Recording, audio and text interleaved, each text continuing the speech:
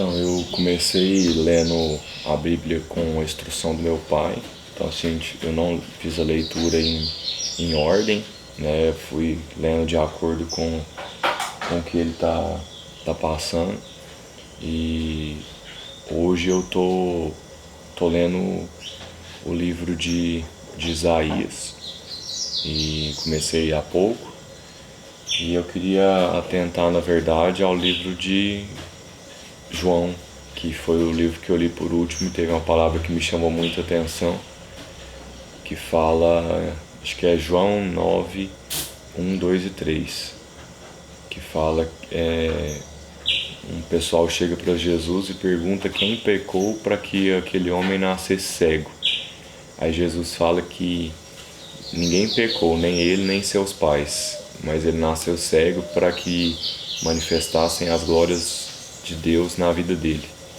E se tratando um pouco da minha deficiência, eu ouço esse versículo na verdade desde pequeno, mas pude ler a história e entender, né, agora recente.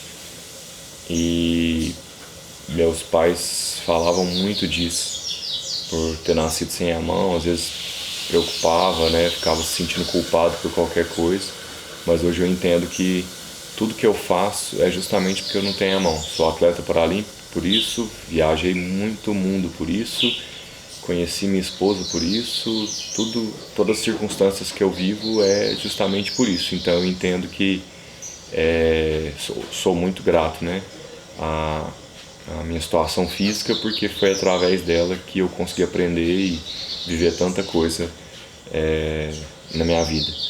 Então, a gente começar a refletir mais, a gente traz como demônio aquilo que teoricamente é nosso ponto fraco, né? Mas eu acredito que é sempre através dele que a gente vai aprender a sobressair de todas as situações aí que tem.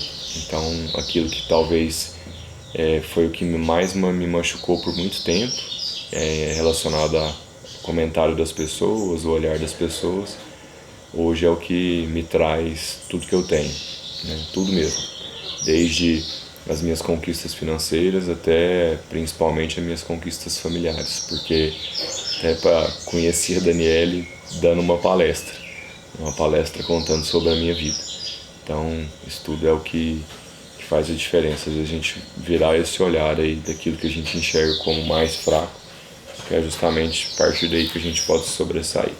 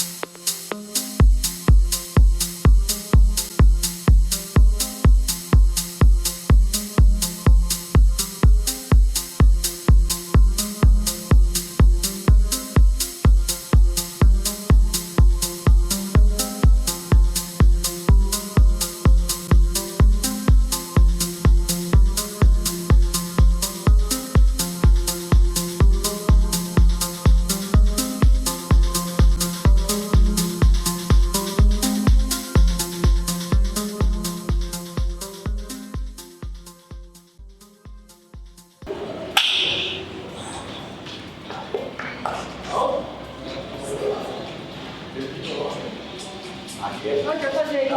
Você já fez? Você fez a sua parte? É só você olhar a galera que veio. Pelo start disso, tinha jeito de ser diferente. Não, o último de 15 minutos então. Infelizmente. O bolinho virou aqui. O bolinho da Então o cara tava do assim, ó. E aí eu pus do lado dele, faltava 1 minuto. Aí tá, e aí eu só fazia assim, ó. Batia mais pra baixo, mais pra baixo, voltava pro clipe.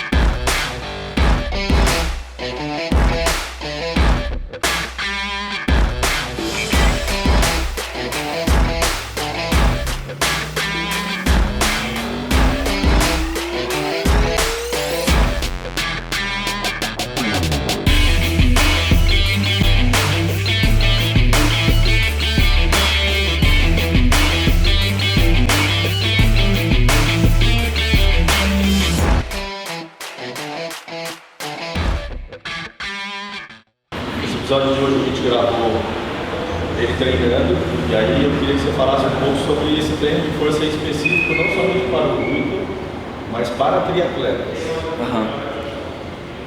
O treino de força, na verdade, ele é um componente que nós chamamos de acessório. Ele é um treino complementar, mas ele exerce um papel fundamental na preparação do atleta de maneira geral. Não só do Ruiter, não só do triatleta, mas do atleta de maneira geral. E esse treino na perspectiva da força pura, da força e potência, que é o alicerce mais importante para o desempenho das atividades. Então, no caso do Ruiter, falando do Ruiter, que tem algumas particularidades, mas também para o triatlo, o treinamento de força ele vai suprir, ele vai exercer uma função de preparação base, de suporte, para que a pessoa consiga efetivamente entregar níveis de desempenho no que é o objetivo dele, né? No caso do triatlo, nadar, pedalar e correr, com a maior potência, com a maior energia possível. Isso exerce um papel de suporte, não só do ponto de vista energético, na melhoria de economia de movimento como um todo, na capacidade de gerar potência pela melhoria do sistema como um todo, mas também na parte preventiva, que ao garantir maiores níveis de força, de suporte do sistema muscular, do sistema articular, isso gera isso possibilita, né, traz uma menor incidência de lesões, e tendo essa menor quantidade de lesões, a pessoa consegue suportar uma carga maior e mais duradoura de treinamento. Não quer dizer que não vá machucar, mas diminui muito a incidência. Então ele tem um papel bem amplo na preparação, e eu considero que é um treino essencial. Apesar de ser um treino acessório, complementar, ele precisa fazer parte da preparação geral de todo o atleta. Não só do triatleta, não só do Ruiter, mas do atleta de maneira geral, da pessoa de maneira geral. O triatlo é um esporte de endurance, ou não? Não necessariamente, ele pode ser de curta duração, né? Mas na maioria das modalidades, sim. Por que pensar em treinar força e potência numa modalidade que é de endurance? Falo como leigo aqui. Sim. Porque se é uma coisa que vai durar bastante tempo, porque eu preciso treinar muita força e a capacidade de velocidade de produzir força através da potência? A resistência ou o endurance, ele é uma resultante das suas valências de maior intensidade, da potência. Então, a capacidade que você tem de desempenhar uma determinada potência ou velocidade no sprint ou no Ironman, por exemplo, ela é uma fração da sua capacidade máxima. Então, quanto maior a sua capacidade máxima, maior será a sua valência alvo. Então, se você tem como exemplo 20 por hora de velocidade e a sua prova é 75% do máximo, que é um sprint, por exemplo, você correria a 15 por hora. Se a sua velocidade sobe de 20 para 30, num valor absurdo, a sua velocidade ficaria em 22,5, que é a mesma fração. Na força é a mesma coisa. Para você bater o pé no chão e deslocar o seu peso na corrida, para você empurrar o pedal da bicicleta, você utiliza uma fração da sua força. Então, quanto mais força você tem, mais tempo você consegue manter aquela força que você desempenha anteriormente. Mas falando do ponto de vista metabólico, quando você tem níveis mais significativos de força, você economiza energia para gerar o mesmo movimento, que é o que a gente chama de economia de movimento. Então, as frações maiores de força possibilitam que você gaste menos energia para executar o mesmo gesto. Gastando menos energia, você tem dois caminhos. Ou você, com o mesmo esforço, vai entregar velocidades, potências maiores, ou com a mesma velocidade e mesma potência, você vai permanecer mais tempo. E isso é o que todo atleta busca, né? ficar mais tempo nas mesmas velocidades ou, naquele mesmo tempo, suportar uma velocidade um pouco maior. Por isso que, mesmo sendo a força, a valência não alvo, não específica, as frações dela possibilitam que você melhore o endurance ou as suas velocidades de maneira indireta. Podemos falar que o triatleta precisa treinar força. Todo triatleta, todo atleta de endurance ou de qualquer outra modalidade aeróbia, ele deveria ter isso como parte básica da preparação. Parte básica. É o feijão com arroz. Todo mundo tem que treinar força. Todos, sem exceção. Fala sobre o programa que você faz, você desenvolve.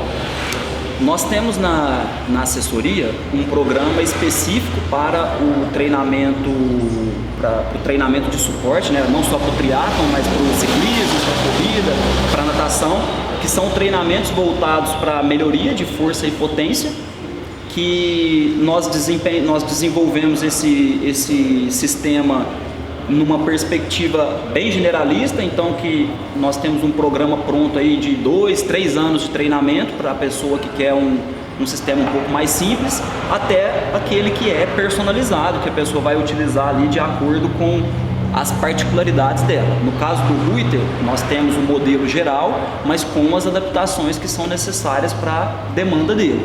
E assim é possível fazer com qualquer tipo de atleta. Então nós temos lá o nosso método chama 4X Power. Nós utilizamos um aplicativo específico para o treinamento de força, que vem acompanhado aí com os vídeos e a descrição dos treinamentos, mas o objetivo final dele é que o atleta ou a pessoa, não necessariamente que ela precisa ser atleta, mas que ela tenha os benefícios desse treinamento, que tem características muito particulares e que diferencia bem desse modelo tradicional do treino de academia, que todos conhecem, mas que tem por objetivo final trazer mais força, mais potência e a possibilidade da pessoa usar melhor a relação da força dela com o próprio peso corporal, que é o que o esporte demanda. Uma ótima relação do que você tem de força em relação à sua capacidade de deslocar o seu próprio peso. Efetiva o desempenho.